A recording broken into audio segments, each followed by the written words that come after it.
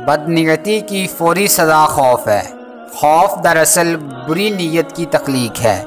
नीयत की इस्लाह के बगैर यह सज़ा ख़त्म नहीं होती। अल्लाह मालिक है, जब चाहे ज़र्रे को आफताब बना दे।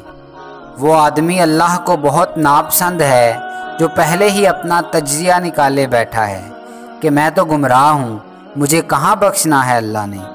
उसके ख़याल के मुताबिक अल्लाह बख्श नहीं सकता। जैसे अल्लाह को किसी से इजाज़त लेनी है, वो तो अल्लाह है, उसे कहीं से अप्रूवल तो नहीं लेनी, वो चाहे तो माफ़ कर दे। तो इसलिए आप अल्लाह को अल्लाह ही समझें। अल्लाह ताला ने कोई एडवाइजरी काउंसिल नहीं रखी हुई। अल्लाह मालिक है, जब चाहे ज़र्रे को आफताब बना दे, क्योंकि उसका नाम अल्लाह है। वो जिसको जो चाहे बना दे, नुक्ते को बिस्मिल्लाह बना दे, उसकी मर्ज़ी है। अल्लाह जो है, इसलिए अल्लाह के कामों में आप दखल नहीं दे सकते। अपने आप को अल्लाह के सामने पेश कर दो तो अल्लाह माफ़ कर देगा। वासिफ साहब फरमाते हैं कि मैंने अपनी ज़िंदगी के गुज़रे हुए चंद दिनों से जो सीखा है वो है खामोश हो जाना। कोई दिल दुखाए, खामोश हो जाओ।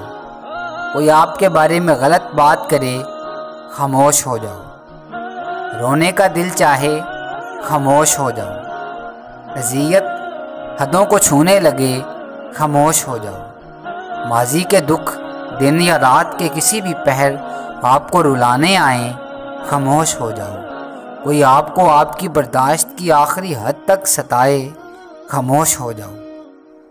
कसम से आपकी इस खामोशी का अजर आपको आपका रब ऐसे अता करेगा कि आपकी आंखें शुक्र से भीग जाएंगी। आपका दिल इन शुक्र के सजदों में ही कहीं रह जाएगा और इस लम्हे आपको एहसास होगा कि खामोश हो जाना किस कदर बेहतर है गिला शिकवा करने से। बाबा जी से किसी ने पूछा, बाबा जी लोग अक्सर ऐसे क्यों कहते हैं मैं मदीने जा रहा हूँ, मक्का मुकरमा बहुत कम ज़ुबान पर लाते हैं। तो बाबा जी ने मुस्कुराकर फरमाया, बेटा लोग जानते हैं मक्का मुकरमा वाला मदीने में ही मिलेगा। रफ़ाकतों के फैज़ एतमाद से हैं। बद इत्माद इंसान न किसी का रफ़ीक होता है, न उसका कोई हबीब होता है।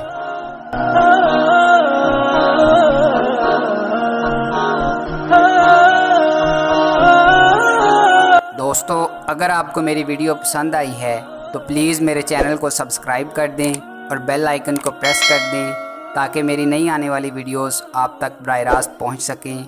जज़ाकल्लाह खैरन।